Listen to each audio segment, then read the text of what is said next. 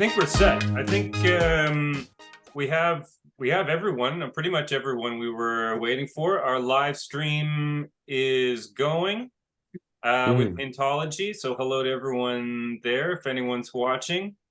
Yeah, I think we have all our photos in, so we're good to start. So I'll just thank everyone for showing up, for taking time. I realized I was talking about Canadian Thanksgiving, and you know, it's a Canadian Thanksgiving weekend, not American Thanksgiving weekend. So not everyone is. I thought everyone looked it up. I was like, oh geez, am I making a mistake to put it on Thanksgiving? But it's just me. I think I'm the only one affected. It's fine. It's beautiful. Thank you for joining. Thank you. Oh, no problem. It's a beautiful fall weekend in like middle of Canada kind of land, southern Canada. So beautiful, beautiful fall colors, and out doing some hiking and stuff like that. Really nice. Nice. Okay. So we have like 11 people to go through. And we're gonna try for an hour and a half. So that's like just under 10 minutes kind of per person. Same as last time, I'll try and keep things kind of trucking along and keep it fluid. You know, it's about time. And we'll go from there. Keep an eye on the chat, please. And if I miss anything, feel free to bring it up. But so just to review, just for people who are maybe just tuning in, or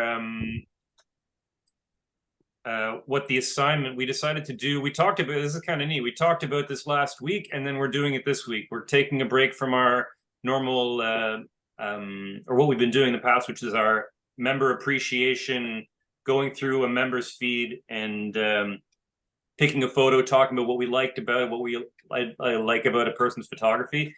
And this week we're doing assignment, which is basically the importance of time in your photography, or the importance of time in photography or related to your work, and to present a photo that relates to that and let that be the catalyst for discussion on the topic of time and photography, which I think is, you know, pretty fascinating. Thank you, Paul, for pushing there, like putting that topic together succinctly. Oh, that was it was Muriel's idea, wasn't it? Well, I think I like the collaborative nature of how Muriel sparked it. You kind of put it into words, and we kind of, you know, put it together. You're very welcome. Yeah. Thank you, Muriel. So what I'm going to do is I'm going to share a screen, and we're going to get started. Share screen. And is that right? That's one. Hang on. 1 second. Issues. There we go. Okay, you should see some water. You guys see that? Yeah. Yeah? Yeah. So, yeah, just so you know, here's the order. We're going Nirvana, Paul, Annie, Alan, Tim, Shar, Lauren, Josh, Wendy. Okay, I have a couple people twice there. So anyways, that's the order we're going in, more or less. Sorry, Paul. Tim, I cannot find myself. Or... Oh, were you not there? Hang on, let's 1 second. I sent you my image, and you put a heart on the message. Okay, one second. So do you want? Don't expect it to be there. That's fine. 1 second. Okay. There we go. I also could not find my. Did you send how did you send your? I remember you saying you were going to send. I will.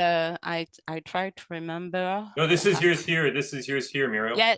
Yes, that's it. I sent it to your email. no, not email, You- in Instagram mail. Okay. Okay. I sent you a picture because I never get this code. I was yes, that's Okay. it. That's it. Mhm. Okay. Yeah. And I'm wondering, I'm thinking mine's not there, but I literally only sent it to you about like an hour. I got it, Nikki, and you sent me basically a thumbnail, like a really small picture. It's about that big.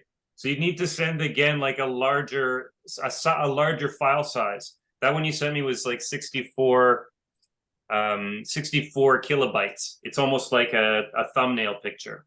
So you Oh, so do I have to like actual? Oh, I don't know. Do you do actual size or touch? well, decent, like it has to be at least 1,000 pixels wide or so I can blow it up and have decent resolution. If you have it on Instagram, then just mail me the link on Instagram and I can copy the link here. Is it on Instagram? That one maybe isn't, but I could just find a little something. But I think you Find one on Instagram is the easiest way while we're doing the first one, and then we'll go from there. Okay. Okay, so now that we've got that technical stuff out of the way, we've got Nirvana up with this first image. Nirvana, you there? Nirvana? Hi. There we go. Sorry, guys. I couldn't hear her. I was a Yes. bit late and I'm a bit yet unawake completely because long night last night. My image, yes. Well, I chose one that I had on Instagram. Most of my work is not actually on Instagram. It's taken me a while to get it there. But I chose one that was there because I remember this one's there. And I have a lot of work on water, especially about the movement of water. So these photos, a lot of all the ones that are of water on my Instagram pretty much are either me washing dishes or washing the mop on a bucket, or filling a bucket up. Don't worry about those. Well, Okay, I didn't know if there were more in the are carousel interested there. in buying one of my pieces. I thought there were more, I didn't know if there were more in the carousel there. Okay. No, don't worry. Each carousel is about the same image. I'm very interested in how, yes, photography is making time still. You catch a moment that will not come back again. But we photograph, well, I do, a lot of things that are actually still, a lot of macros, a lot of compositions around. But in the case of water, I think it's like bringing an extra dimension to time because it happens so fast, like just the water dripping on your sink or on a bucket. Everything that reflects, that waves, I don't know, for me, it's just like super fascinating because I don't actually get to see these things in my regular reality. You have to just put the camera to take a lot of photographs. I used to do this exactly by hand. I still do, but with a tripod.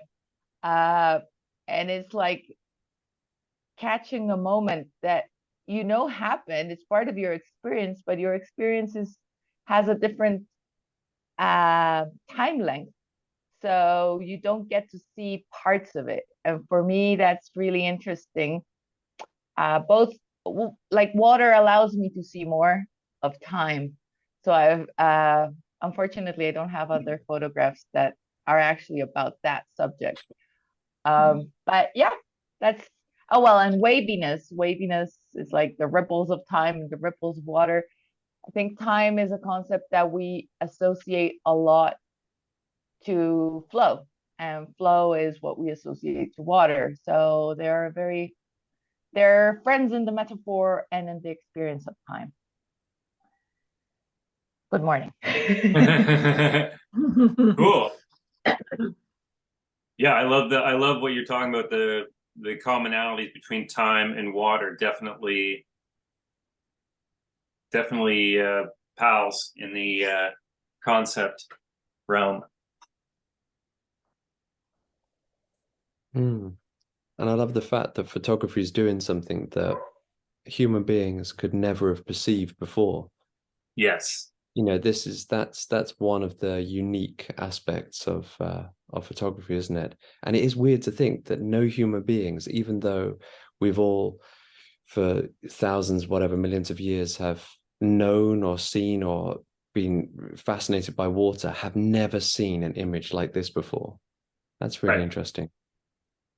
Yeah, the ability to I like what Nirvana said, like to do something you can't do in reality.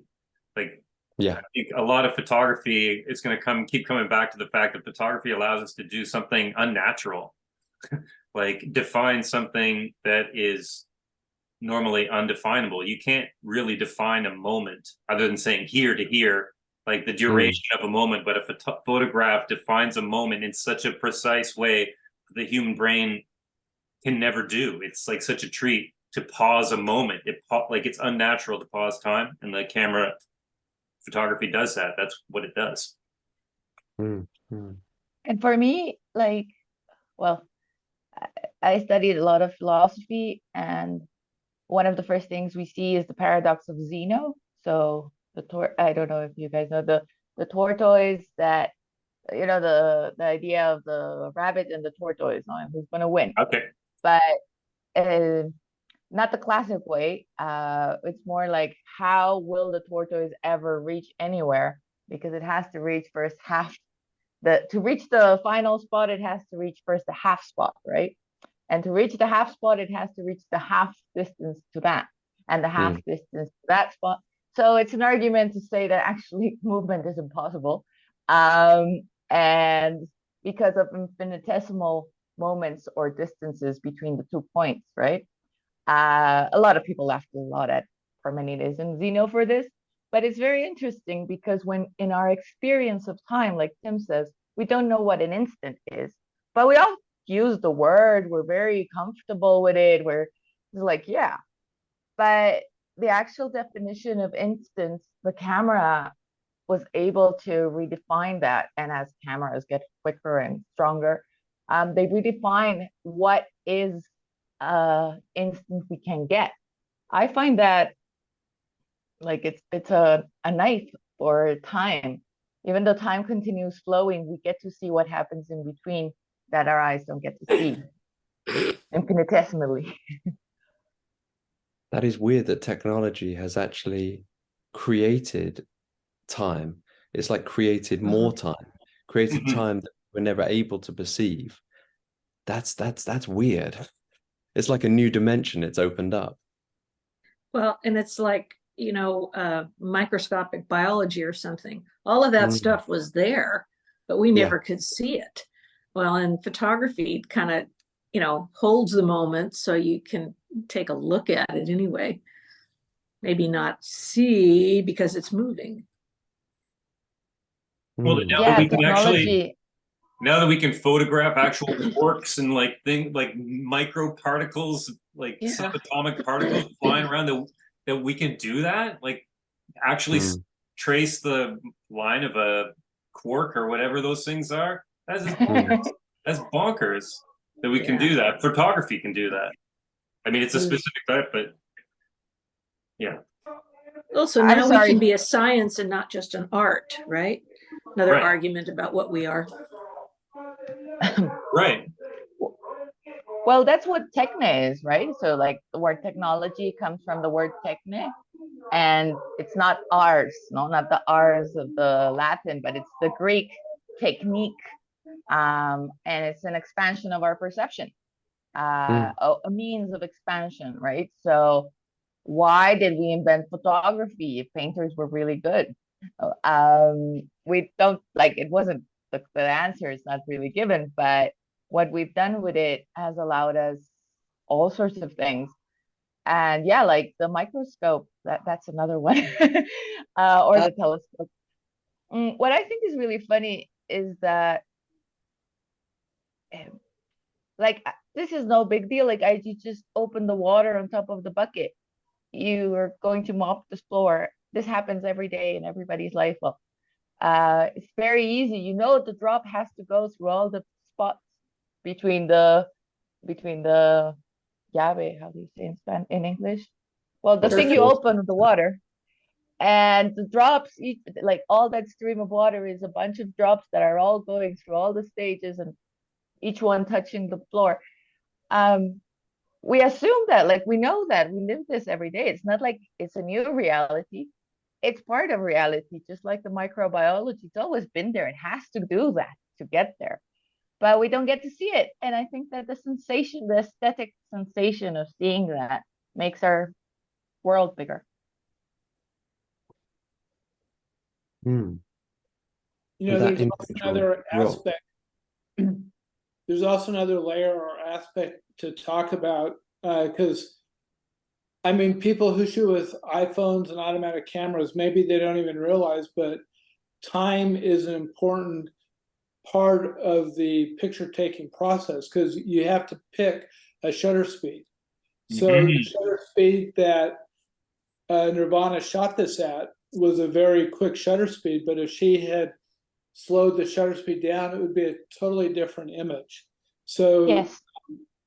There's this whole aspect where the time that you choose to keep your shutter open affects the quality, not the quality, but it just affects how the image is rendered, you know. So I think that's a whole interesting thing too. For sure. The speed of the shutter. Yeah. That's huge. How much light you're letting in that amount of time. When Alan said that it changes, I just realized that it changes the medium as well. Because water is something that flows, that it's soft, it slips between your fingers. But now I'm looking at something that I can skate on, I can walk on, I can rest on. This is metal. It's been transformed. It's like a kind of alchemy, right? But transmutes almost it into imagine this. ice. It transmutes it into ice, right? Into glass or ice. Yes, exactly. So and like, yeah, I like it solidifies, like you freeze a moment, like the capturing of the moment is freezing it, freeze, and you're like everything Right. stops. Or there's the other way, just like Alan's saying. If you leave the shutter speed open for a long time, like you make the shutter speed slow, then you can actually, for example, see the traces of movement of a bunch of people, which I also really like doing. Right. We don't see the trajectories, like see them. We just assume them between the things as they move. But if you leave your shutter speed to see that, then you see the movement as a thing. The trajectory becomes an object. Like yes, the stars, definitely shutter speeds. Those ones of the stars just going around in circles in the sky. Yeah. The stars. I don't get to see that many Oh, stars. So but in the city, like if you just go to a subway stop and let your camera take 1 minute of people moving around, Right. then you really realize, wow, there's a lot of people, or how do everybody interact with this space? I think the camera gives us a really great aspect with. Now, our eye works like the camera, it's just that it's tuned to a certain speed, which through technology we've done quicker and slower in the camera. But our eye, in theory, could do all of this. But we can't we can't change our shutter speed of our eyes. You know, like our eye speed, shutter speed is set, but photography allows us to do like that in what's it called, intentional camera movement, or the shutter speed thing allows for intentional camera movement of the subject movement is changed rather than the camera movement, but similarly playing with time through space, of seeing the space that crosses in that time. Yeah. But Tim, even though we can't change the shutter speed of our eyes, there is a relationship between the technology we use and the way we perceive the world. Like, since I've been taking photos of the city, it's sharpened my perception. So I'm very sure, just we've all had the experience of walking with other people, and just being constantly, distracted and diverted by the things we see that other people cannot see. It's only when we direct their attention towards it, they go, wow, how did you notice that? So something is definitely happening, not necessarily to our eyes, but to our brains and the way that we're processing the information, and the technology that we're using is surely affecting that, and the practice of it as well, right? Sure. So it's like we're hacking ourselves to some extent. And of course, the technology is an extension of us. And so it becomes part of, like the idea that we are all cyborgs. Like the moment you put on a pair of shoes or a pair of glasses, or, something even more advanced than that, you're augmenting yourself. You're essentially a cyborg. Mm-hmm. And we're doing that with our cameras every single day, aren't we? Hey, I guess that's what people used to do way back for cameras with drawing. A Sorry, form of sharpening your perception. Yeah. Like a whole, the only reason I say that, to be fair, just jumping in there, is because I come from a family of artists, and photography is much more my medium.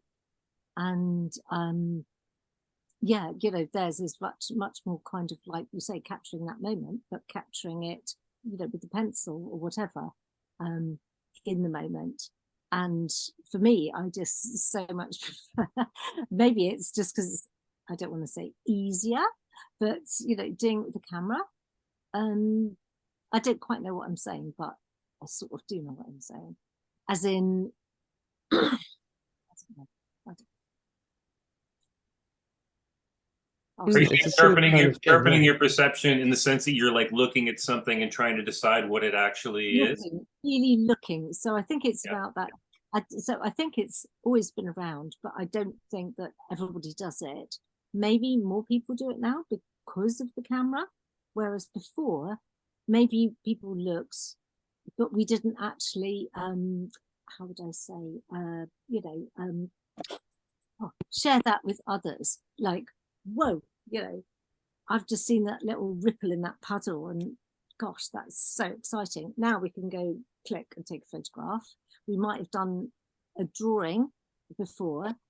We might never have shared it. And what does it actually give us? I guess that's my question. Yeah, that's, what is the sharing of that moment giving us? And the reason I'm saying that is because I've just been trying to, and I've given it up now, was the fine art degree. And I don't know. I don't want to justify it. I just know it really excites me. And I love it. I love it. And I love your image here. I just so get it. And I love circles. So but why do I have to justify it in written words and talk about everybody else's stuff? I'm feeling a little bit raw. That's all I'm saying. All good. There's another element here, because our perception of time is actually based on our planet spinning around. So we go through seasons. And if you look at this image, it's almost like you could pick different points on circularity of the image, and it's almost like the image is revolving, kind of the way the seasons do. So, so I'm looking at this image and just the basic construct of the image, and it's kind of parallel to our human construct of time based on the spinning of the Earth. So that's an interesting thing to contemplate. And that also I'm sorry, to me it also looks like the rotation of the Earth around the sun. There is kind of a feeling of the galaxy here. It's orbital. Speaking of time, we're gonna go way over. I think I'm accepting the fact there's a big outpouring of ideas at the beginning of this concept. We'll tighten it up as we go along, but because we're going to move on to this next one. But I like that we got a little bit about that specific photo too. All right, let's move on next. I think this is Paul's, I think. Yeah, yeah. All right. Yeah, Annie, I share your concerns, but I think lots of the things that we mentioned at the beginning, they're going to be repeated a little bit. Yeah. So hopefully we will Yeah. speed up slightly. Yeah. Well, you know, we do this a lot, and it's like, okay, we said 10, and I you know, know. I'm we're glad way someone's over. No, more But I'm- yeah, time. we'll say the I same know. things. All We good, need you. all good. Sorry No, to be the good. pest, but yeah. Annie moderates the moderator. Yeah. Exactly. Moderation in moderation. Annie There we Mod. go. Oh, There you go. All right, Okay. take There's it away, one Paul. thing. back to Paul. There's one thing that I just quickly wanted to say about nirvanas that we can't actually see so much in mine, or we see it in a different way. And Alan made me think of it again. The aspect of time in your actual looking at it, because as Tim said, it's frozen, but when you look at it, you're not frozen. Your eyes are spinning; they're thrown into motion, and you know that we've talked about this before. I can't remember how you pronounce it. Is it saccade? You know, like the tiny movements your eyes are always making to kind of scan the environment. And you can't stop your eyes moving on Nirvana's image. Mine are already, I feel, a bit slower.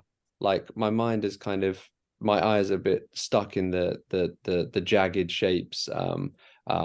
Maybe the colors sort of like fixing my attention in a different way. But I like that aspect of time as your eyes roam around it.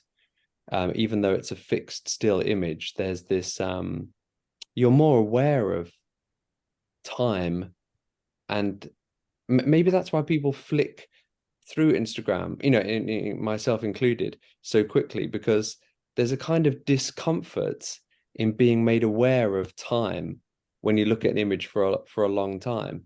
And in art galleries as well, people find it hard to sit still in front of a painting. Once you get past a certain stage of patience or something, you get into a bit of a meditative state, as we often do in these discussions, because we're sort of not forcing ourselves, but encouraging ourselves to look more deeply, right? But I just thought I'd mention that. I made a little list of time things. See what you think about this. Okay, so there's the time of the day that I took it. If I'd taken it in the morning, this was like sometime in the afternoon, or a bit later, like the color would have been different, you know, like the blue light during the day. There's the time I needed to take it, because it was a ridiculously hot day in the center of Tokyo, and I almost couldn't see what I was looking at because it was so bright, and it was just so hot. I didn't really want to stay out of the shade for too long. Also, people were waiting for me. My mum was there, and she's very patient, but it was like, how long are you going to spend in front of that old shop sign? I know And that. also just pedestrians bumping into me and going, what the hell are you doing? Yes. There's a Yeah. time Oh, we I all had really. to spend. Oh, sorry. I think we all experience that, don't we? Oh, yes. There's the time I spent with this photo before posting it, because I wasn't sure about it at first, but then it kind of grew on me. There's the time I spent editing it, to be honest, not very long. Also finding the right time to post it. When Shah Marie posted her photo on autumn equinox day, she's really, really good at like timing things correctly. I think she's very aware of the year and the flow of time, and so I kind of take my cue from her sometimes, and this felt perfect for the beginning of autumn. So, and I had to be in the mood as well. And then, of course, there's the time that it takes the materials to crack and become like this and flake. There's the time it existed before it decayed, when it was a functional shop sign. There's the time it's going to stay there before someone thinks of actually taking it down and replacing it. There's the time it's going to stay on my gallery and Instagram. And also how it's going to change for me over time, because I'll probably look back on it in 6 months and think, oh God, that's a bit ugly, or oh, that's kind of cool.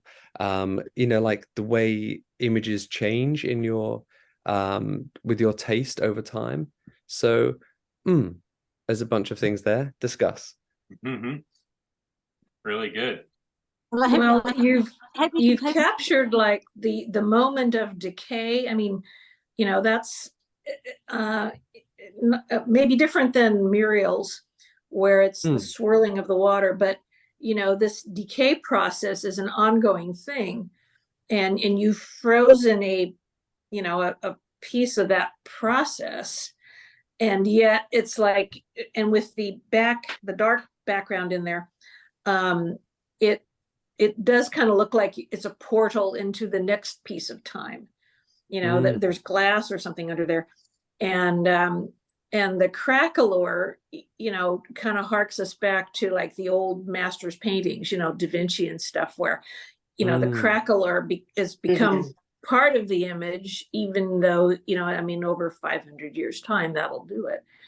And so you have like a lot of captured time and captured process right there, and it's like, well, where is it going next? It is kind of in movement, but it's like you said, it's more static than the circular ones, perhaps. Well, But, I think we're touching on the two extremes of or two ranges of time. One of water that is really fluid and quickly and like very moment to moment change, documenting that, versus something that like decay, which, while always something is happening on a microscopic or subatomic level constantly, you're capturing a longer process than water. So yeah, the documentation of a process, which is, it's already changed, it's not there anymore. But yeah, that was a good breakdown, Paul, of the whole photographer process there. We're watching paint dry. Yeah. And there's also the amount of time that we spent discussing this image that you took. So you can add your list too. Yes. Could I say something which is not directly related to time, but I think perhaps it is. When I see this image, I really want to peel all the to remove all of and then it will be like a new beginning. It will be a you know what I mean when you remove all the scenes and well, the image is it's almost like a scab that you want to pick, like a scab that's ready to come off, and you're just like, yeah, I'm just gonna get rid of that. Also, I love the image of it, like of Paul baking in the hot sun along with this vinyl plastic or paper, whatever it is. Like, it looks like a baking sun already, and then it's burning in the baking sun with Paul baking in the sun. It just feels like that. Knowing that backstory makes that image look even hotter and hotter and hotter. It's on burnt fire. to a crisp, isn't it? It looks like it's on fire. Sorry, Wendy? I said there's a luminosity to it. Something I really like about these crackling situations that we photograph often, and this image in particular, I don't know, it stitches right perfectly well, is that, the time it took for the paint to dry and to over dry and all of this. And then, I don't know, it's just my metaphorical brain, I guess. But the fact that I can see there's a grayish other thing in the back, the background, for me works very metaphorically to like, you're decaying, everything's entropizing, breaking down into entropy, and it's really beautiful to see at times. But there's the thing in the back, the I don't know, the thing we go back to, the thing everything is based on. And for me, that metaphorically is time. So maybe I'm reading way too much here. The coffee's starting to the ground of being. The fact that I can see, in your image, I can clearly distinguish all the amazing stuff that went on top. But there's this gray, milky black background or back thing that will be uncovered as this continues decaying. But the hint of it already tells me there's more time, like there's something the time is moving towards. And I really liked how your image worked with mine, like the circle, the composition. When Tim just flipped it, I was like, whoa, that's cool, because this is solid. and in the Mhm. solidity of it, how it breaks down. Those waves in mine are those cracks in the solid paint. It's like the same process, but geometrically and like Mhm. shape wise, it starts to happen different. Yes, Yeah. yes. It looks like a planet too. Like Yes, Mm. or like an eclipse. Or like Um, an For me, You know, also the longer, which is a concept of time, the longer we look at something like this and talk about it, the deeper the meaning goes. And the Yeah. longer I looked at it, I started seeing these red bits of paint peeling look like some kind of runes or some kind of, you know, exotic letters. So it all of a sudden brings in the concept of language and how we communicate to each other. And I'm not sure how that relates to time, but I think just the fact that it kind of took on a deeper meaning to me, you know, as a result of the time we're spending with it, I think is another element of what we're all talking about. Which is such an important process. Muriel said something about and Nirvana as well, about what is next after all of this paint or vinyl is peeled. And when you were saying that, Muriel, you were kind of talking about imagination, creativity, what you want to make of it. You want to pick it off and make something new. And isn't that what we're always doing when we take a photograph? Even though we're in the moment, in the instant, capturing an instant, you're still thinking about the future, what you want to make of it, how you want to edit it or develop it, what it might look like if you're going to share it in the future.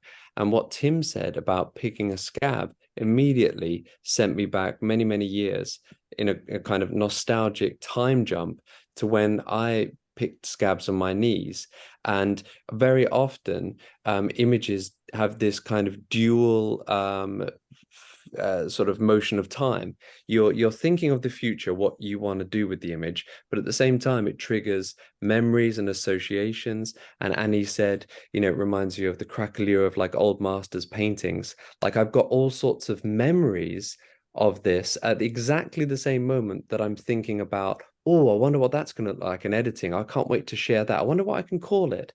So yeah, time, it's important. Well, what that triggered for me too was that because of how our minds understand time, that it was always in context of a past and a future, that a photo will always imply a past and a future because our minds work that way. We see it frozen, right, but we're always going to put that context of like, okay, this is how it was when the photo was taken. Something has happened to it since, and something happened to it before. I don't know. Maybe yes, that's really obvious, but it feels like the narrative, I guess. Maybe it has more to do with the narrative of a photo, especially when it's abstract or whatever. But you're just capturing the moment, and your brain naturally populates all the blanks of like, what was this before? What happened before? How did it create? Blah blah blah. You just like have all these little thoughts, and the picture stimulates all those. Like you're saying, Paul, when you're looking at it, you're having all these thoughts, past, present, future, all kind of jammed into that one little node of experience. It is like when we frame, well, all the other scenes around our framing are very important, but it's the same for time. Do you know what I mean? It's a Can you explain a little bit more? I think I understand. Well, but tell me more. When we are framing, when we are cropping our frame, we do in photograph. Yeah. Suggest what is around. Well, when a photograph, I think when I see a photograph, I imagine what is around. What is outside the frame? What is outside? Right. Before and after, and also outside. It functions the same. It's parallel between space and time.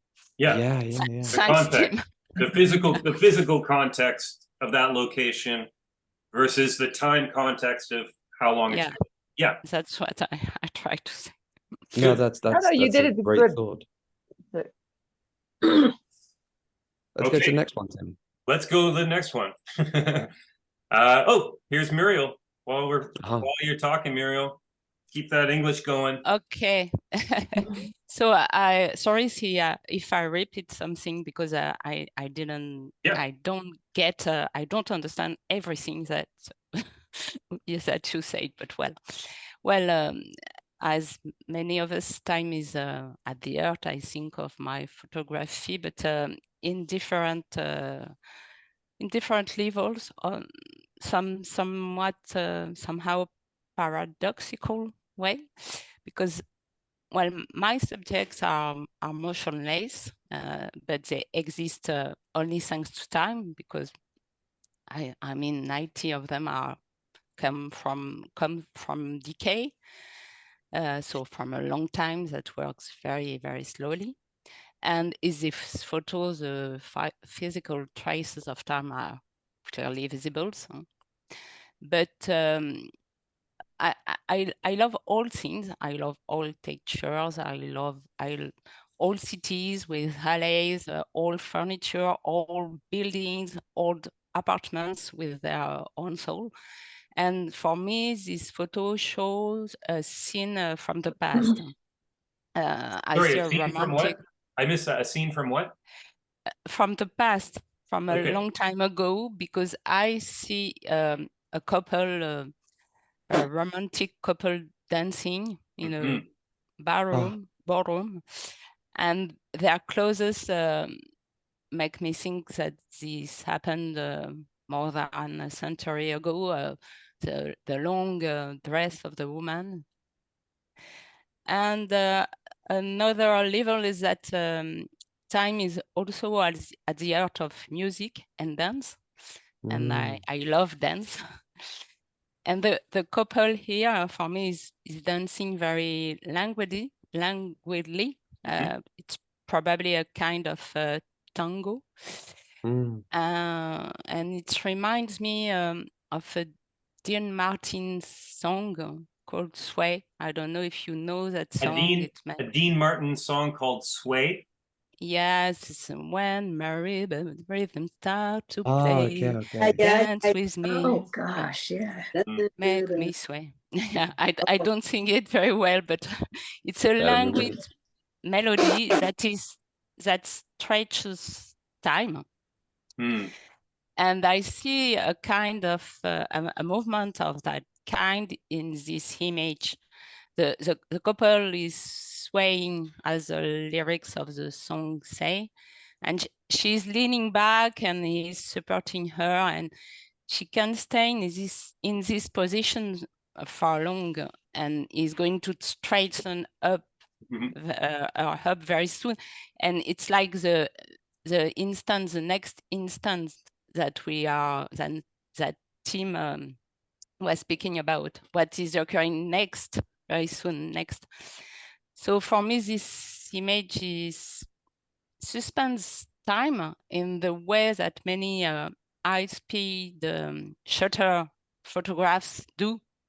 It is freezing the real life in the moment, but of course it's my imagination which introduce movement and live in time onto a motionless surface. Beautiful. Quite nice.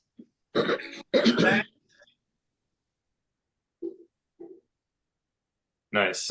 I mean, just the talk of, again, more talk of decay and the liking old things, the tracing of time. I thought was a neat concept. The same way the blurred image traces time, just one photo allows, like we were talking about with the narrative, creating the narrative of past and present. It allows for like that moment of the photo to expand and see, yeah, they're in the middle of a dip. And what is happening in that story, the suspension of time, really neat. I like the idea too of time being suspended as opposed to frozen, like in suspended animation. Frozen feels like hard and solid, whereas suspended has more of a moment hanging, floating a little bit. I like that concept as well. Nature. And when you say suspended animation, Tim, again, I'm reminded of what you were saying about narrative, because Muriel's beautiful description and interpretation, makes you think of an animation. I can easily imagine this as a kind of beautifully illustrated animation of two dancers whirling around, and maybe it's like one of the stills or the the pictures in an animation sequence that's been blown out of a window. It fell into an alley or a street in France, and it's been decaying over years, and then Muriel come across it.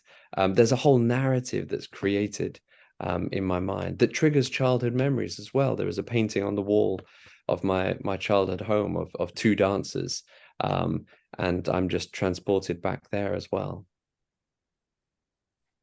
And Muriel, by the way, your English is pretty amazing to be able to describe all of your incredibly thoughtful insights. So please have confidence in yourself. Mm-hmm.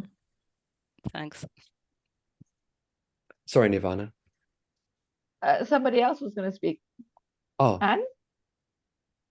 I can say something here. I mean, I'm always kind of fascinated by, the pareidolia, the fact that anything abstract will take and we'll try to find something human in it. And I was just thinking about that. It's like, maybe we do that because our time on Earth is so brief that we grasp for anything that kind of affirms our humanity, affirms that we're alive, So that might be grasping for straws, but I think it's something worth considering. Can you say that again? Can you say that again, Alan? I think that we tend to see humanity or human figures in abstract images like this, which it's an image I feel jealous of. I wish I had found this and taken it myself. But I think that we do it because our time on Earth is so limited that we grasp for anything which affirms our humanity and the fact that we're alive. Mm-hmm. And I totally agree with you, Alan. And I think that further on, it's not so much our humanity, like what is our humanity in that sense? It's our perception. So it's like a reiteration. We need to see the patterns we are evolutionarily designed to perceive. So we continue to see them as a reaffirmation of the type of organism mechanism, so to speak, that we are of perception. So in a way, I think when our pareidolia is very strong and people like doing abstracts and things like that, like us, we need to reaffirm it again and again, kind of like singing a song from our childhood in moments of silence. We hear it, no? Or we sing it. I'm not sure if it's like so much humanity as you would say being humane, or that more like the type of organism mechanism perception that we have. We kind of can't switch it off. And with all the context, our memories, like Muriel was saying before, the things we associate, all that was saying Paul about his associations of in the mind, we just keep on seeing these patterns. And the amazing thing is that these patterns keep on getting more intricate and elaborate. Our perception. If we were aliens, we would do something else. Yeah, as Wendy was saying, our perception opens, we get better at it. And Nirvana, you used the word, sort of reiteration. There's a kind of persistence in our pareidolia, in our imagination. And if you look at all of our galleries, you can see similar things again and again and again. And that repetition creates its own narrative, creates its own meaning. It's not just a one-off, random, accidental photo that we've taken. These are intentional moments of perception and attention. And we are, as we said before with Nirvana's, technology creating another dimension of reality, allowing us to see something. That's what we're doing as well. And every time we open the shutter of our camera, we are creating meaning again and again and again. Meaning where there is no meaning. This is just a wall or whatever it is. But it's not, is it? And every time that Muriel does this, she's just creating meaning again. And maybe, as Alan says, we feel compelled to do that because we are meaning machines. We have to keep creating meaning. We cannot stop. The moment we stop, we're dead. Exactly. To finish a sentence. Completely. To finish a conversation. That's what I'm good at. Well, that reminded me of think. I was just yesterday talking about laser eye surgery, which for me is really uncomfortable, because the idea of doing surgery on your eye, any other type of surgery, you can close your eyes and try and ignore it. But you can never shut off the information that your eyes are giving you. Ever. Your eyes are always giving you information, even when your eyes are closed. So the idea of doing a surgery, I don't know if anyone, but the idea of doing a surgery and not being able to close your eyes and ignore what is happening is, like, for me, a nightmare. But it also made me think that fluidity of time that your eyes are perceiving all the time is infinite. Like, it always like you're saying, until you die, your eyes are going to give you information. Even if your eyes are closed, you see some darkness, you have some perception. Anyways. Right. Well, just to put you a little bit at ease, baby, Tim, if you do numb somehow the optical nerve, it's like as if your camera were shooting photographs, but there's no memory. So they don't actually get interpreted or saved. I am sure, I don't know about laser surgery, but I am sure they've got to do something. Well, I don't think there's pain. I don't think your eyes have nerves inside your eyes. Like, you have lots of. No, there's the ocular nerve behind the eye, where you've got the ocular nerve that goes direct to the front of your brain.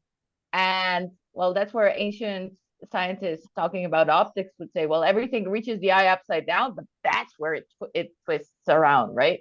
Right. It is upside down, so maybe you should be afraid of that. I don't mean to mock you. I just think we actually perceive everything upside down and inverted. So right, I do think they do something to your nerve, to your ocular nerve. Not so much that you don't feel pain, but that you don't perceive it. Like the memory, the perceptions are not sent to the brain. Gotcha. Okay, good to know. At least you won't remember. Good. All right. I think this is Anne's, right? Yes. Wow. All right. Okay, now for something completely different, in the words of Monty Python. This is a collage, as you probably guessed.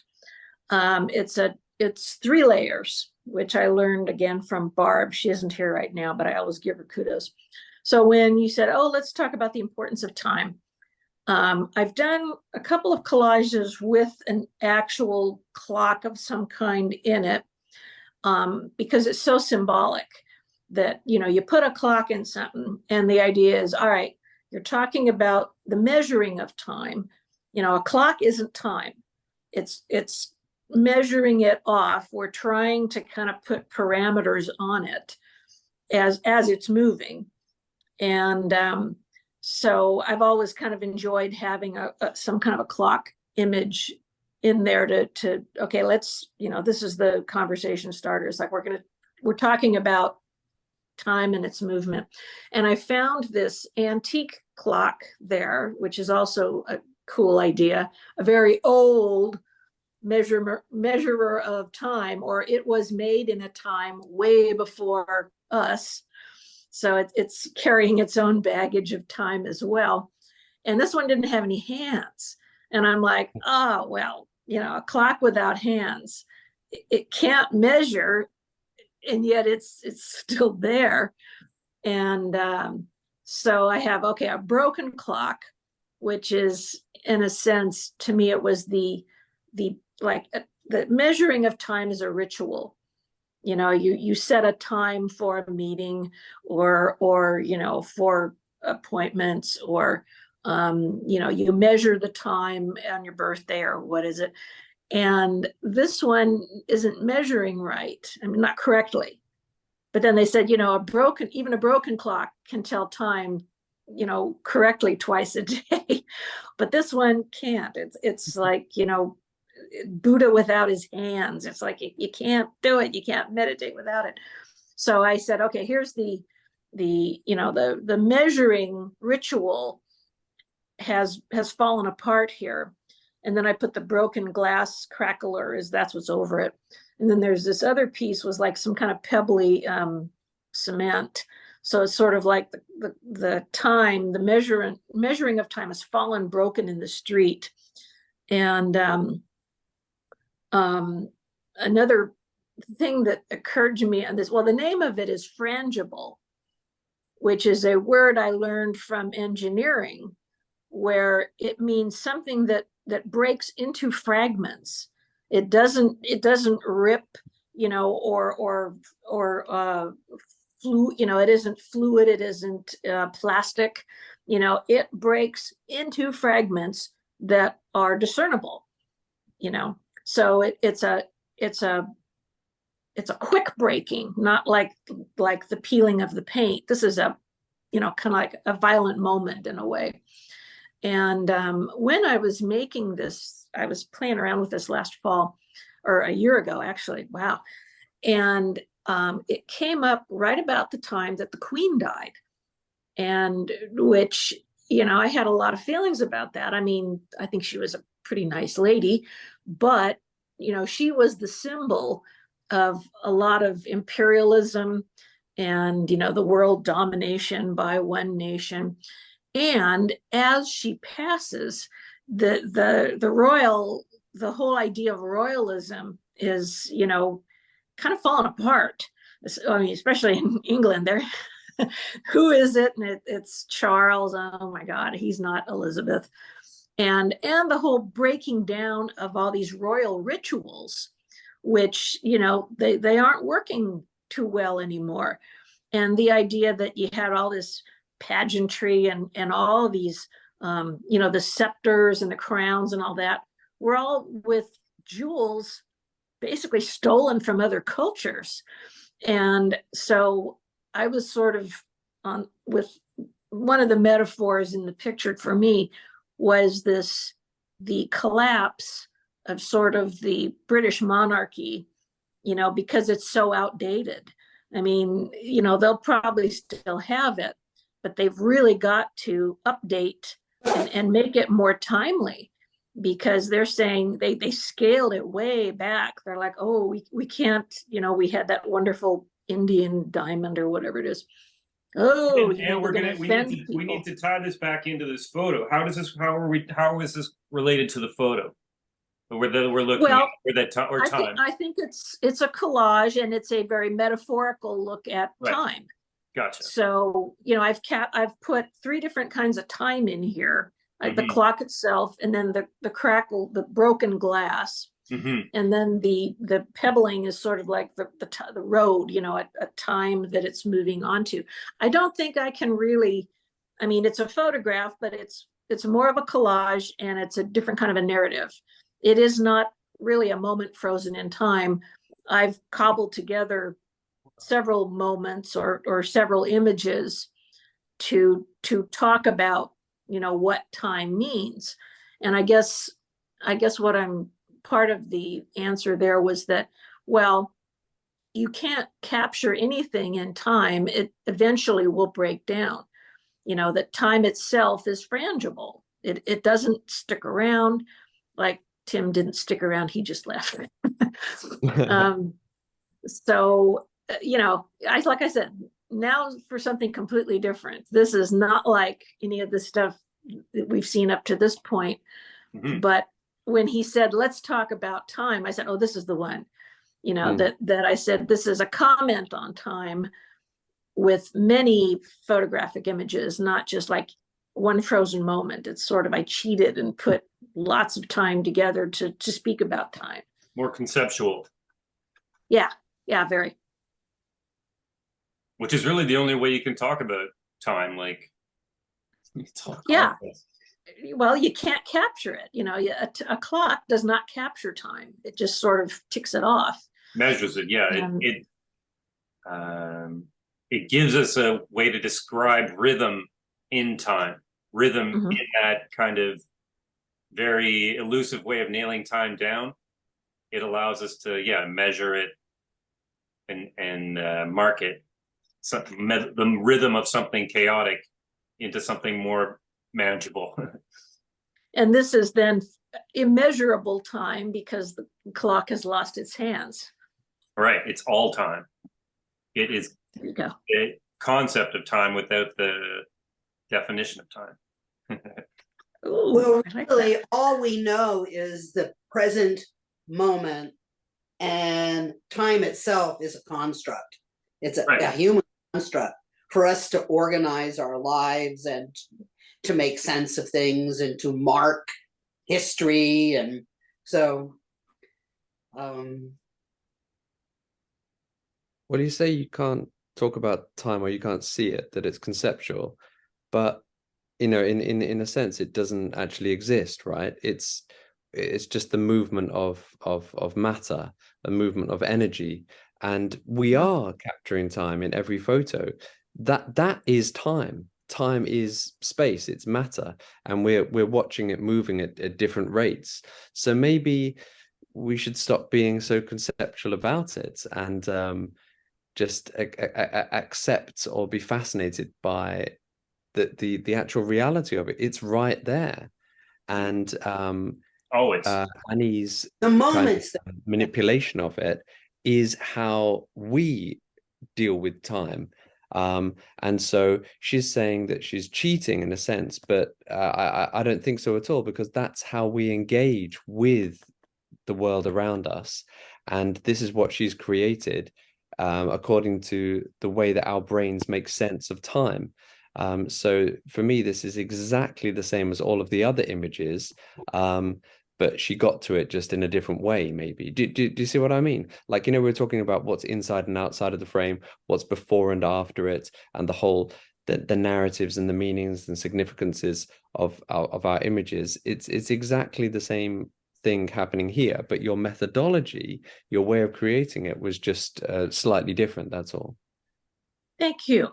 I feel validated. Yeah. Also, I wish, in a sense, I wish you hadn't told us, because when I immediately saw it, I thought, whoa, Annie was exploring this frozen lake, and she's so brave, and then she saw this like ancient clock underneath it, and what a brilliant image. Oh my god, she's I mean, you are still extremely cool, but well, you know, gets back to the don't title your works too much, because a friend of mine is always after me, don't do that. So I said, all right, frangible does not, you know, it just says broken. So it isn't really going into the narrative or saying what I did or anything like that, but it's just calling attention to the breakingness, you know. But yeah, I'll keep my mouth shut. I'll just let people think I found this thing at the bottom of a lake. Okay. All right, we're good. Yeah, we're gonna start. One thing. Yeah, I'm just gonna say we're gonna. I'm just trying to remind people. Lauren isn't coming. We have a few people not showing, but we need to keep moving. But go ahead. Sorry, go ahead. One really quick thing.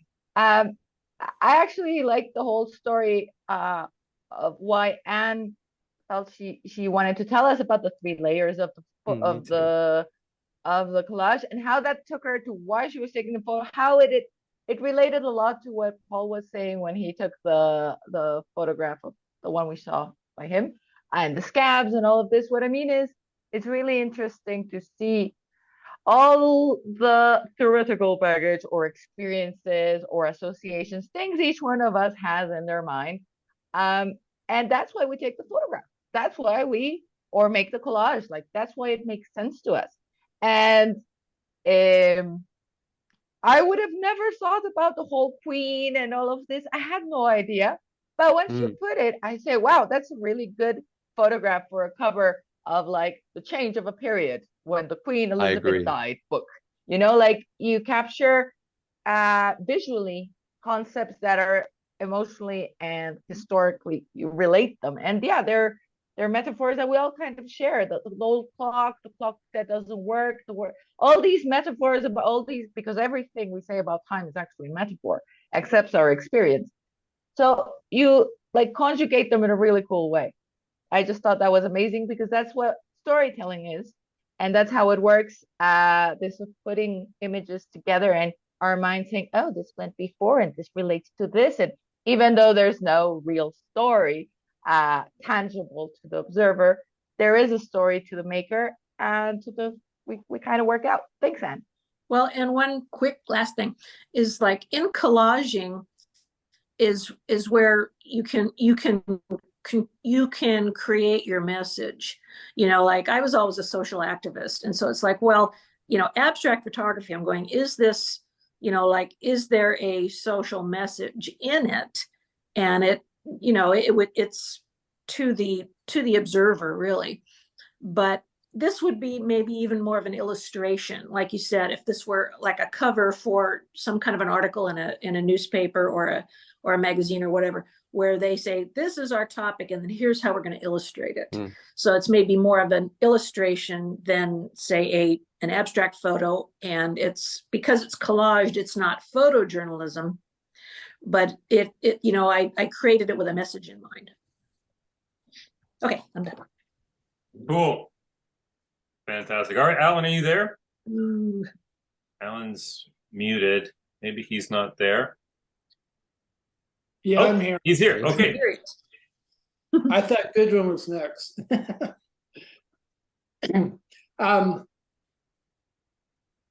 So yeah, when the subject came up, I wasn't even sure what to show because I don't always think of my images in terms of time or whatever. But this one I did because I mean, if you read what I wrote, basically the main image is a self-portrait I took 44 years ago. And then the abstract part of the image is one I took just about a year ago. Oh, no, actually earlier this year. So for me, it's like I was bringing together two different parts of my life. And there's this book I read years ago by Madeleine L'Engle called A Wrinkle in Time. And I probably read it like when I was 12 or 13, but so I don't remember it specifically, but I think in the main concept, her idea of a wrinkle in time is if you take a point A in time and a point B in time, like they're on a piece of string, and then you bring the string together, you create a wrinkle in time. So to me, I took this moment in my life 44 years ago, and I brought it together with another moment in my life earlier this year, and brought them together to create a whole new reality. So, and there's one person who commented on this piece. I really like what she said. She said, it made me think of the essence of the self slipping between the layers and cracks in transformation, coming through and going on into the future. So I liked what she said about that, and that certainly relates to our subject of time. So that's all I'm going to say about it for now. Cool. I like the idea of a collage being a marriage of 2 points in time. That wrinkle in time is a neat concept. Very much so. And it looks like too in this photo, it kind of looks like you're in some kind of larvic cocoon, like you're in the dark cocoon. It's outside is like you're on a leaf there or something. I don't know, but it feels like you're kind of safe in that little space, transforming. Do you know those bodies they've found in, peat bogs, for example, like in Ireland, and preserved again, preserved in time. Weird to think of Alan in that way, but like like you find like a Neanderthal trapped in like a glacier or something like that, and it's melted. It kind of has that for me as well. Well, and photography would be self-preservation.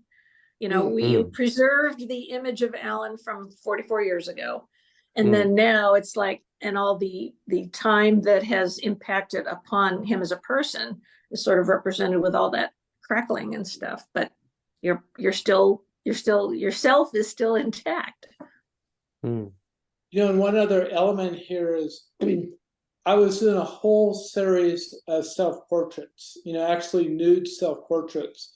I was interested in exploring the nude body, but I thought, if I'm going to ask people to pose me nude, maybe I should photograph myself to see what it feels like.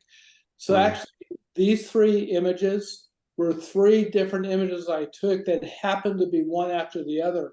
And I didn't even see what I did until I looked at the contact sheet, and these three images were right next to each other. And it's like, I just did a double take because it was so incredible. So I took three specific moments in time and kind of set them together to create this self-portrait. Wonderful triptych. And thinking of triptychs, it makes me think of churches. It looks like stained glass, but some of the stained glass has fallen out. It's broken over time, but the image, the self, is still there, right? Yeah, a dilapidated church window. Yeah. And thinking of Annie's as well, the frozen lake that I was thinking of, this is almost like a body that's been discovered underneath. Oh God, I'm getting a bit morbid, Alan. I was I'm gonna sorry. say, you're quite the CSI, you know, investigator, aren't you? Well, get your mind out of the lake. Well, actually, but we're creating narrative out of it. The background image I took from my car, that actually was probably made the year I was born. So that's wow. a whole different element to the discussion too. There you go. I also think that this is an image where you can spend a lot of time to look at, because there's a big story in it which you try to understand, and so this is also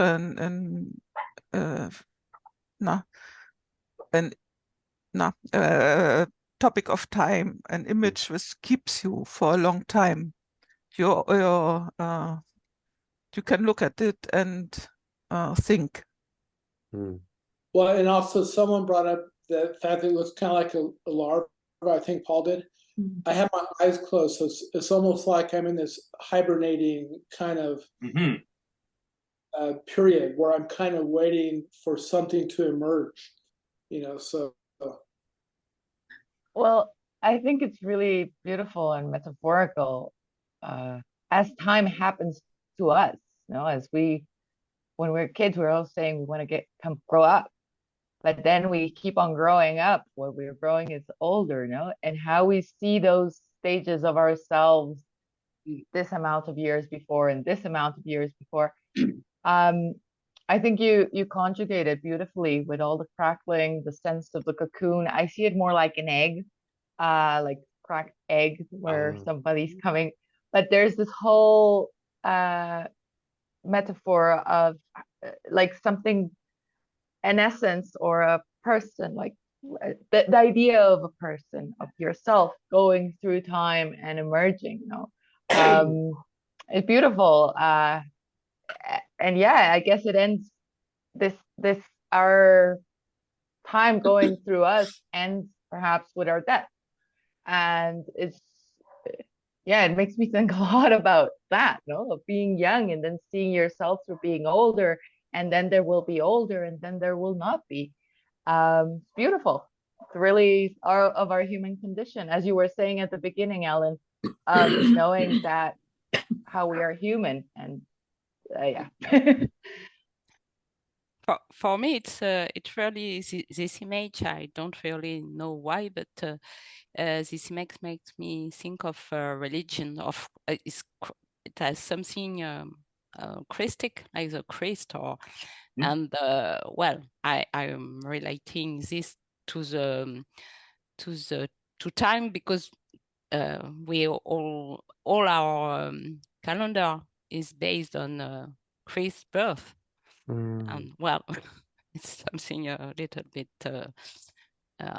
not direct, but for me, this is really I'm not a religious people, but it makes me think of something in a church, like a Christ. Cool. All right, we're gonna keep moving. Gudrun's up next. Gudrun, are you there? Yes.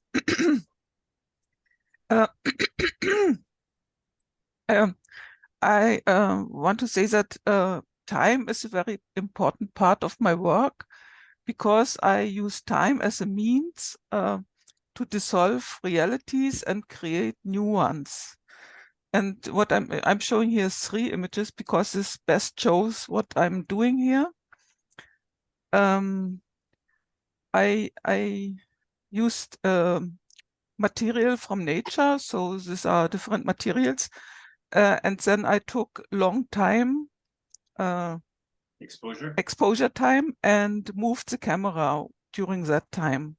And in this way, I dissolved the existing materials and created new things. So I called the images which I'm shown here, I called what you see is not what it is. So it is not, it's not what you see. So especially on the right side, you see in reality, it is a piece of driftwood and hazelnut fruit from a wild hazelnut. In the middle, it is also a piece of driftwood and a leaf. And on the left side, it is heather, dry heather. And I'm using this technique, which is also called ICM, intentional camera movement. In this way, I generated a lot of photos. This is just part of it. And it is a way of creating impressionistic images. And in my feed, you can find a lot of these type of photos where I use this technique. And yes, what can I say more? So this is a little bit different from what we have seen until now. It is not what I find. It is a creation of new things with time. My English is not so good, so I hope you understood. Oh yes, yes. We gotcha. I think they're really beautiful. And I think they remind me of X-rays. So it's almost like looking like an X-ray, you look at what's beneath the surface. And I kind of get that with these. It feels like we're looking beneath the surface to the essence of each object. And Tim said about like the shutter speed of our eyes, which makes me think of other animals, other creatures, but also other organisms. Like you said that, you know, you made it's a long exposure. I wonder if this is how trees see, or some kind, or moss, or a creature that's a creature in hibernation might see reality in this way, because they're not perceiving it in a very rapid way that we are, you know, with the saccades of the eye or whatever. You're seeing something for a long time. And so maybe you've given us a glimpse into how other beings see the world around us. Interesting thought. That's cool. They're really beautiful pieces. And I agree with Paul entirely. If you think about it, how would we perceive time if there was no movement? Or if we lived if one everything day, was still. you know, if we were a fly that only lived for 3 days and died, versus we have 80, you know, if we're lucky, 80 years. Yeah, when you're next to a tree that's 3,000 years, you're like, how the hell did this perceive time? No, of course it perceives it. It reacts to all these, but it reacts to changes, to movement. So how would we perceive time, whoever, if nothing moves, or if we were so quick that it seemed to us that nothing really moved, which is kind of what Einstein asked himself when he was working out theory of relativity. How could we see movement, acceleration, without, if we were so quick, that what speed of light, whatever. Sorry. The idea, what I'm trying to say is that there is movement even within still things. And that I think is really beautiful how you do it, to show these very still objects, but they are moving, and or they move, you move them without moving them, you move the perception of them, and that gives them a different aspect. Like they seem to be another type of being entirely. It's beautiful that you got that. Relating to what we were saying at the beginning, from going really quick, this is completely still. The one that is moving is you. So who perceives also brings movement to the object. But at the end, I have again still objects, not moving. They look like not moving, but moving has created them. So yes, Mhm. you give them there's another also, dimension. it's a lot of random in such work. So you have to get experience, what happens when you move and how you move, and in this way you get experience, and then you can start controlling this movement much more and predict the result. So but in the beginning there's a lot of random what you get, and sometimes you are surprised what you get, so which you have not expected when you look at the results after such a movement. Yes. I'm thinking No, too definitely. sorry. Go ahead. No, I was just going to say thinking definitely there's skill. Okay. I was just thinking about the difference between time for the for the photographer versus the time of the object, and that here with intentional camera movement, you're changing the time of the observer. The object time is staying the same, but you're changing the time in which you're observing by blurring it or like changing the shutter speed. I'm just, yeah, it again, it forces you into narrative to be like, what is that thing without the blur? What is that thing's experience with time versus the camera's experience with time versus the object's experience with time? Does that make sense? I think so. Oh, yes. Strange things are happening to my eyes as I look at these. They were very, very blurry at first, and I was, struggling to focus. But just as I've kind of relaxed and spent some time with them, it's like ink being absorbed into a page. The center of them has got darker, and they look weirdly defined to me now. I can't even remember how blurry they looked to me before. It's almost as if they're developing like a photograph in front of my eyes. It's really weird. I haven't experienced this before. I feel quite the same. And especially on the middle one, I think it's fascinated how we can see at the same time the movement and the frozen scenes. It's mixed both, and I think it's very fascinating. Yes, this is also what I'm seeing. It is somehow an optical effect in the middle, Yes. which is a mixture between movement and something static. Yes, this is it had fascinated myself as well after I've seen this. So bravo. I need to spend more time in your gallery, Gudrun. This is really fascinating. Really thank you for sharing that. Tim, right. Vince mentioned something about joining the live Instagram room. I've opened it up on my phone before, but like we're speaking on it, so it's really distracting. It's like there's another phone. Is there a way of us joining it without opening it or something? Can you see what he's saying in the chat? How to open it without joining it? No. I'm just because like if I open it on my phone or join the live stream, I've got it speaking to me. I mean, I guess I can mute my phone. But that's all I can do. That's all I can do is mute it. But yeah.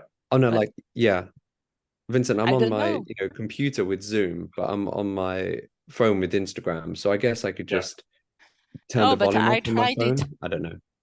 Sorry, Muriel.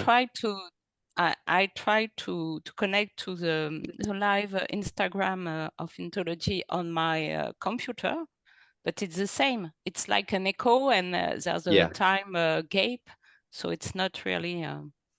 It's there's a time I cannot delay go on. I couldn't go with that. It's not.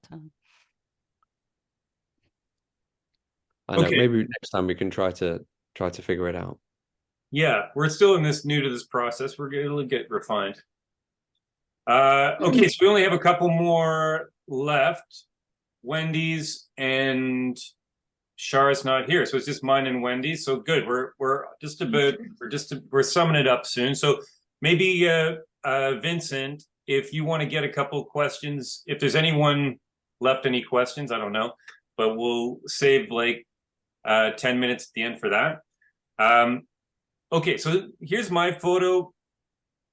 The reason I chose it, one was for this one, the special thing for me is that it's a piece of graffiti art, a stencil on a wall, but I caught it at the exact right time that the sun, like the difference in the light there, the kind of purplish color is all in shade, and the white kind of spotlight is actual sunlight coming down.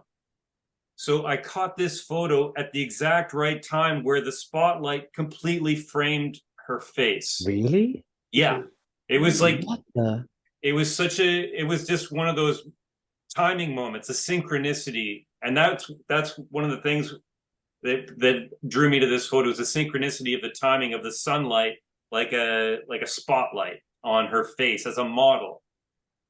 So, and it reminded me too, like the joy of photography, about my photography process, the importance of time, is that feeling of being blessed when you take a picture at the right time, when you're just there and you're like, what, I can't believe how lucky I am to stumble across this, that I'm here at this time with my camera to take this picture, that I can share it. That thrill of the spontaneous or the synchronicity of feeling blessed, which is such a big part of my my photography. Serendipity. Yeah, the serendipity. Yeah. The other thing I like about this photo as a relation to time is the look on her face is very is like a personification of time, in a way that she's looking at you in a very neutral way. That time is just there. It's not judging you. It's just observing. You know, it's there without judging you. Maybe it is judging you. Maybe there's a little bit of judgment in her eyes, but that's my perceived judgment of how she's judging me using my time, maybe. But it's also like, yeah, she seems like time just looking at you, looking back at you, watching, but with no, like, kind of in a neutral expression of time. That's cool. And then plus you have all the layers of graffiti that are on top of it, showing kind of the historical nature of that location over time. So those are kind of the elements that drew me to this photo. The theatrical nature of that spotlight, mm-hmm. Making you think of an actor on the stage, kind of like it kind of vitalizes that graffiti, which usually in pictures of graffiti, I see as a still image. It kind of looks a bit like an abstract gestural painting, doesn't it? But as you were describing that, I can see the graffiti artists actually using their cans and spraying on this. Something about maybe the way you're saying it, combined with the image there of someone looking and thinking, possibly judging, makes it come a little bit more alive in a way that it doesn't usually. I don't know, is that working for other people as well? Something a little bit different's happening to me with this photo. Well, it's separating the graffiti pretty much. Most of the graffiti is in the purple area. Yeah. Which, like, it's almost like there are stage hands running around doing things, and she's, it's like it's showtime for her, and these other people are adjusting the curtains and fooling with the props or whatever. Yeah. And so, the other thing that came to mind with this, of like the catching of something, like the capturing of a really special like that synchronicity or serendipitous moment, is the language. I think we talked about this before: capture, shoot, hunting, like the process of putting yourself in a position to have that synchronicity or that serendipity to take the picture, it is kind of a hunting metaphor, which led me to that sense of time being this like apex predator. That it's time is this like bear or this bigger than life thing that is always there and takes everyone in the end, but you're playing with time, you're hunting within time for these little nuggets that speak to you, or that but the hunting and capturing has to do with the immensity and the kind of ferocity and life and death, mortality of time that you're hunting. It is brutal, because you are carving out a piece of time and freezing it. Like, it is a bit of it's passive, but it also has a brutality to it, like the unnaturalness of it. To pause that, to freeze it, or to capture it, all that brutal images. I don't know. That's what came up for me there too. Is it on wood? Yeah, it's on like it's on wood. It's on like poster, like I think it's Plywood or something? you know, those post no bills okay. kind of wood boarded up door. Yeah. Well, that just reminded me of what Nirvana was saying about like a 3,000-year-old tree. How does it perceive time? Here's one looking straight at you. Right. It was once a tree. Once a tree, yeah. Yeah. So why the hell did you cut me down? It is judging us. That's right. The giving tree looking at us. It's the adult version of the giving tree. Well, I just want to say, I kind of interpret this the whole other way around. If you do not tell me that light happened there, that you caught it, it actually looks to me like paint. I said, yeah. well, yeah, like if I just look at it, and I thought this was going to happen with a lot of our photographs, because we do photograph things that are still a lot. And I think that there's a trick to that, because as photographers, we do know, even if you're photographing something that is unmoving, when you photograph it, how's the light going? All of that we do. Sometimes it's like, well, we're lucky and it just comes out without us trying. But most of the time, we realize that we can catch that. And once you said the light, I was like, oh, yes, this is an effect I really like also to catch from, like, the light here in Mexico. It's so bright all the time. So you have to catch it through the shadows, and when it moves through the trees, and it makes shapes, and it seems it's static. So you made, like, for me, how I interpret it is you caught time in such a way that because time just passes, right? And we only see the evidence of it. And the evidence can be sometimes static, or it looks natural to the thing. It's undistinguishable from the thing.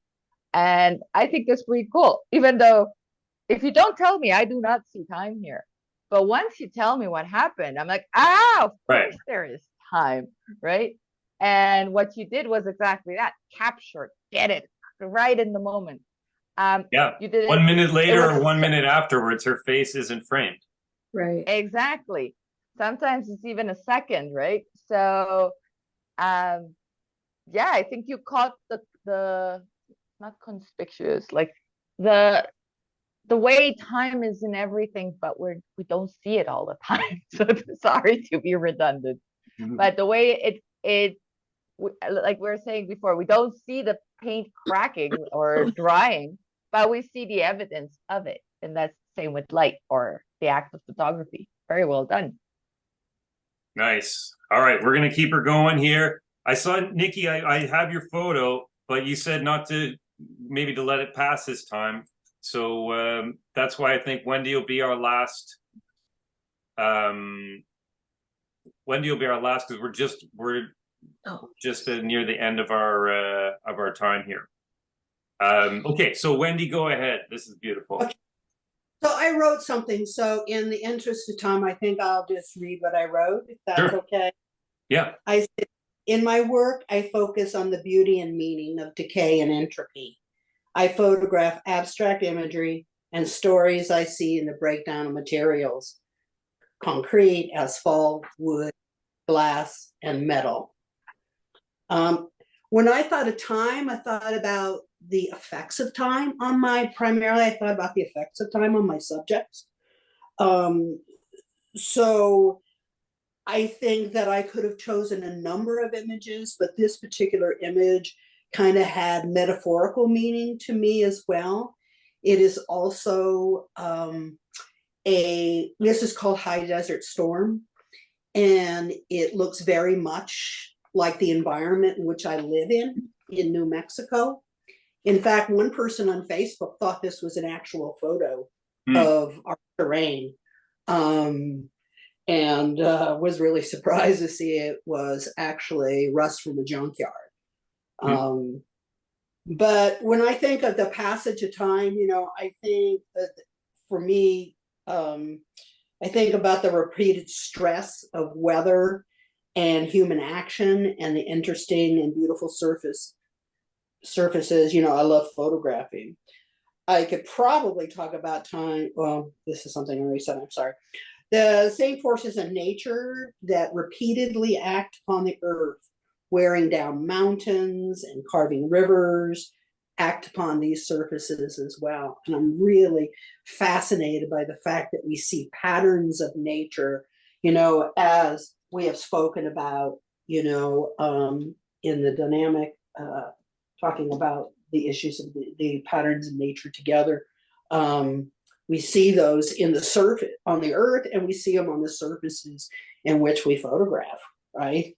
And the effects of erosion over time. Now, High Desert Storm, I chose this because I think of the mesas that we see out on the left. These are flat top mountains that where the top of the mountains have eroded away because there is sandy, there are materials that break down easily, and that what remains is the cap rock, which a lot of times I think is granite or something like that, but you get these flat top surfaces. So I think of erosion. And when I see this image and think about the effects of weather and time on these surfaces as the sand that's worn away, the surfaces are worn away and expose more and more what's underneath. And also too, I think that this photograph in particular speaks of it because of the snow and the action of weather, both on the features of the earth and on the surfaces that I photograph. So time is the artist. Yeah. Time is the artist, yes. And I think one thing, just to piggyback on that, I think a lot of our images show layers of time. Like many of our images are showing, I love those ones where you see several layers of paint or posters, like several of the images that I didn't choose. And a lot of our images, I think, have to do with layers, like seeing stuff scratched through and put on top of and underneath, like the exposing the layers of time, like excavation to see what's underneath. They're discovering the bones, the dinosaur bones underneath. Yeah, the strata. Yeah. And when you say time's an artist, that's what I was thinking as I looked at this and you described it, Wendy.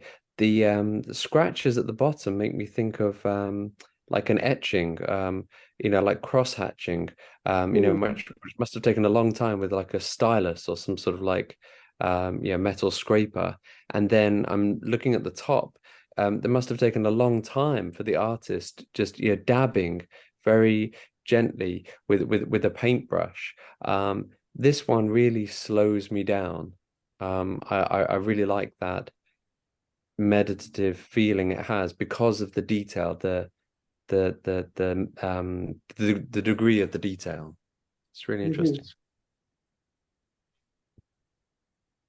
I like the stuff flying in the sky. I think that's really cool. Mhm. And the another interesting I noticed with this is, to me, it's almost like two different images.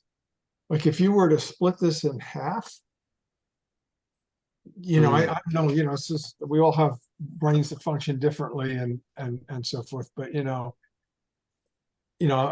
was just playing with it with a piece of paper and putting it, taking one half of it at a time. And each half is interesting, So Are you talking about top and bottom or side to side? Side to side, like square format. Yeah. So anyway, it's just like, and the thing sort of floating up add a whole lot of interest too, I think. Yeah, it looks like lots of hot air balloons floating Yeah, up. Or yeah. jelly Hot air We balloons are the are- hot or air something. balloon capital of the world. In fact, this There you go. weekend is the kickoff, the International Balloon Fiesta. Fantastic. This should be on the pamphlet, the magazine for it. There you go. Let it snow, let it snow. Dean Martin again. Thank you, Muriel. I'm going to be singing Dean Martin tomorrow. Maybe we should have a soundtrack to these conversations. We can get a little jazz band play in the background. Does anyone know any abstract musicians? Yeah, I do. Jazz is kind of abstract, isn't it? My son is an abstract musician in the sense he creates ambient music on his computer. Right. And he burns them, and then there really are backgroundish kind of things, but if you listen to them really intensely, you'll hear movement and stuff in them. And he's not sure what he's doing with them at this point. But I said, hey, you're doing exactly what mom is doing with her photographic stuff. It's layering things and creating these very abstract sounds. It's interesting. That is really, I wonder if you could pair them together just in a YouTube video. Like some people do like really slow slideshows of their photos or something. That could be really what interesting. A project. Okay, I'll get back to you. And it makes me think of Brian Eno as well. There's a thing he's a called big 9 Eno million fan. paintings. Yeah, And absolutely. we talked about that before, I think. That's so cool. Okay. The idea of creating a slideshow of abstract images set to music, is that what you're suggesting? Something like that, yeah, exactly. And then you're encouraged to slow down visually, but also orally as well, sonically. And I'm sure there's going to be an interaction between the two things, right? Mm-hmm. Mm-hmm. And Maybe what we're doing is so much about seeing. Sorry, go on. No, sorry. Go ahead, finish the thought. No, it's okay. I'm so sorry. No. We could have a challenge of doing a slideshow and sending it to people. That could be one of our challenges. That could be. There you go. That's. Oh yeah, you have to find the music. That's so cool. Let's do that. That's fun. That would take about a month to get put together. Yeah. Also, how long would our Zoom discussion be? I already did that. It's really hard. Especially because I only use free music and stuff. But for a series I was putting, I'm like, how do I show in the format of Instagram, which is so fragmented, that this is a series and they go together. So it took me like a month of working on this video only with free music and trying to animate and do, oh my God. And in the end, I'm like, forget this video, it's too corny. And I left it out.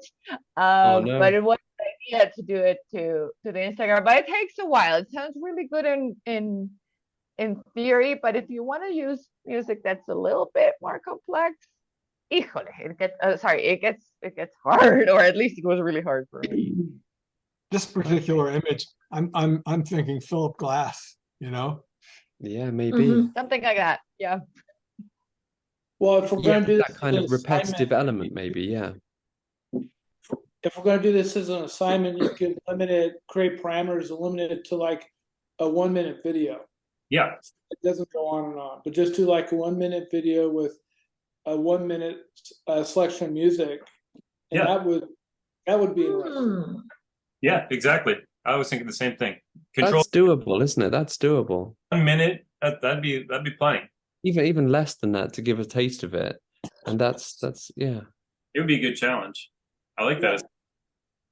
And we don't have to use free music just doing this, do we? Because it's not for any commercial purposes. So we can just, yeah.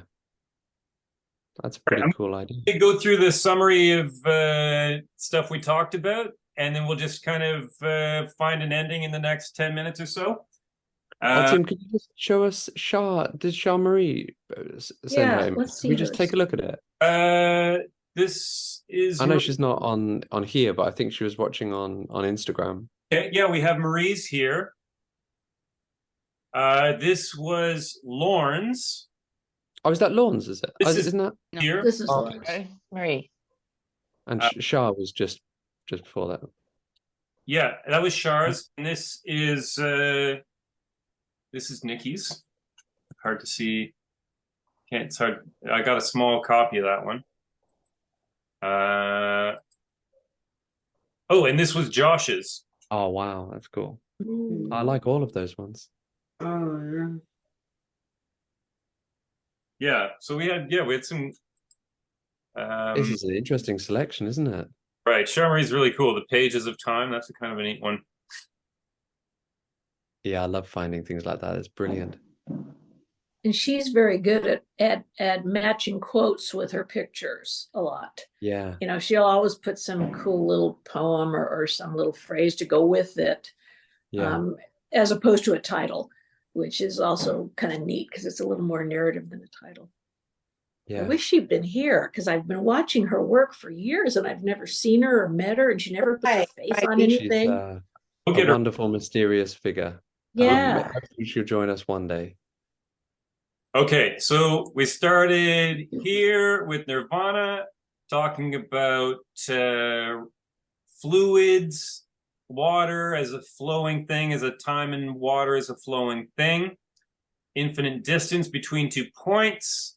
We talked about science photography, microscopes, telescopes. We talked about the shutter speed of the human eye, how the camera inspires new types of perception and imagination, like the feedback of what the camera can do informs what our minds can imagine. Saccade, I added a link to Wikipedia about Saccade, about the how your eyes scan the environment. With Paul's here, I think.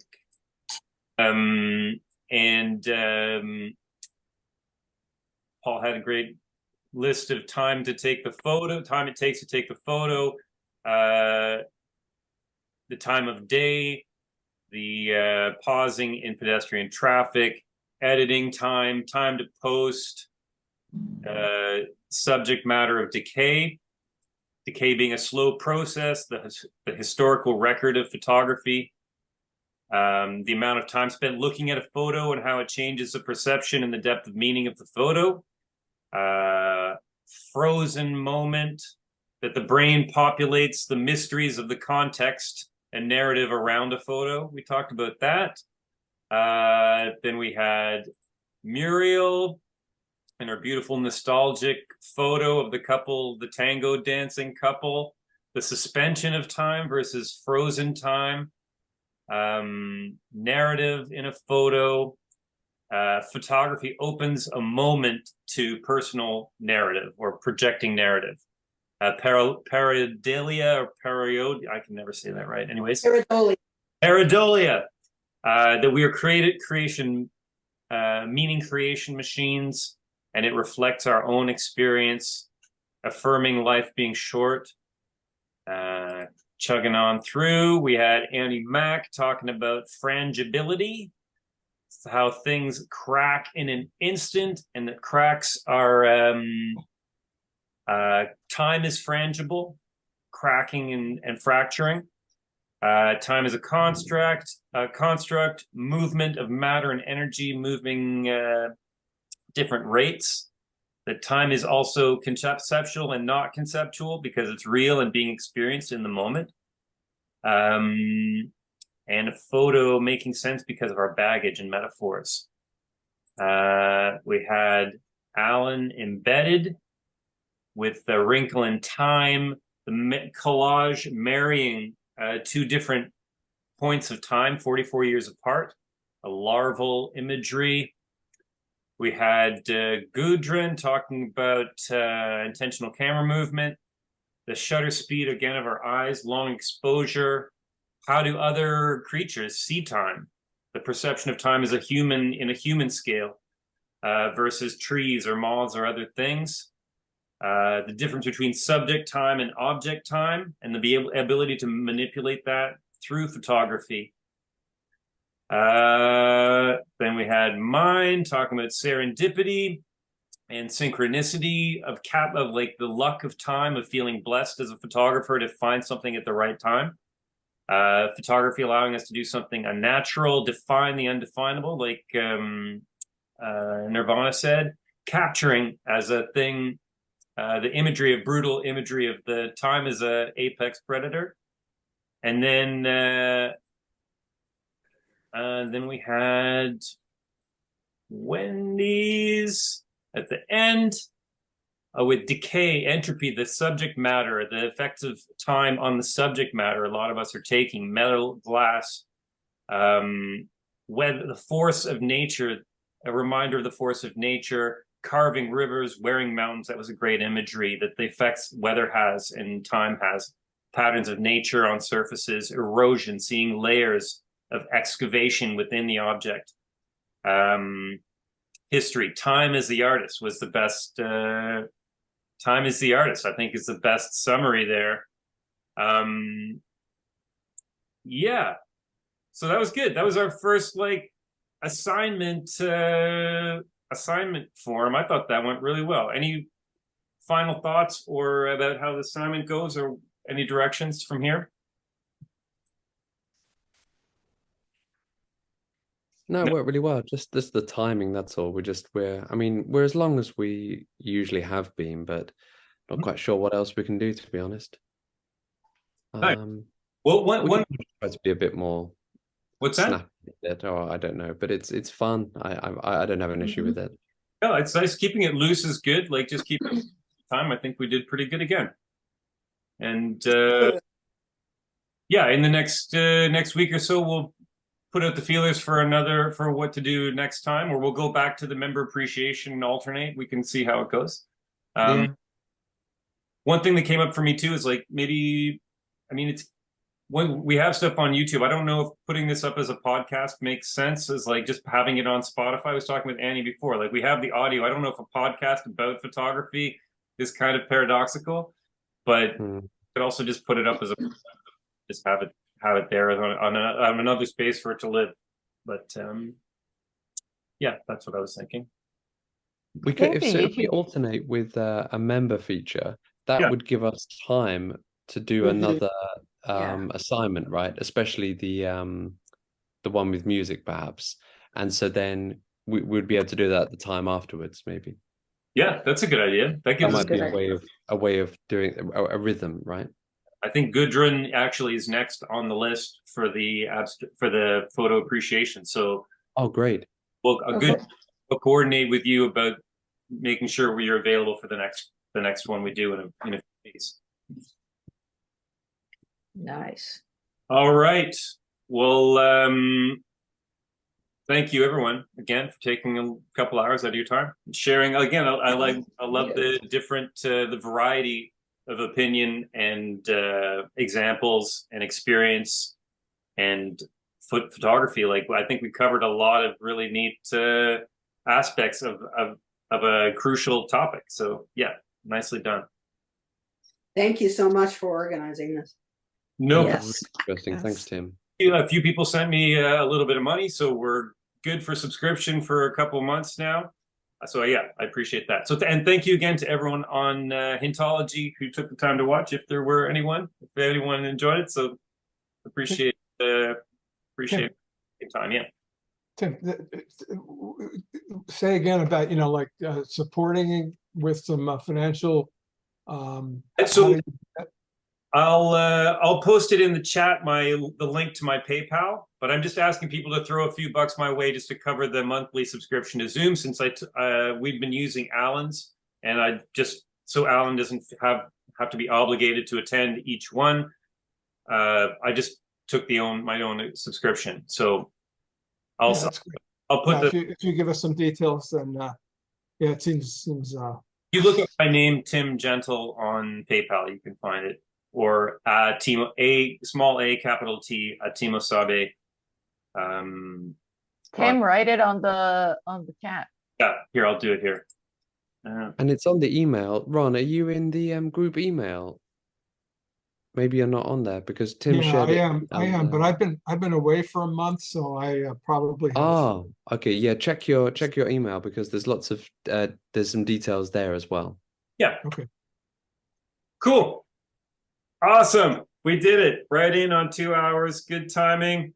Perfect timing. Everyone. Happy Thanksgiving. I'm thankful for this group. Happy Canadian Thanksgiving. I'm thankful. I'm going to eat some turkey tomorrow and be grateful. Oh, you have Easter dish. Yeah. I'm going to be grateful for this group for sure. That's wonderful. Absolutely. Well, since we're celebrating local things, happy Corn Day to all of you. Have a very good day. Here we celebrated corn recently and everybody eats corn, lots of corn. So happy Corn God Day for you. Good to see you, everyone. Take care. It's just as weird as Thanksgiving over here. Mhm. Bye. Have a great day, everyone. Good. Bye-bye. Bye. Bye bye.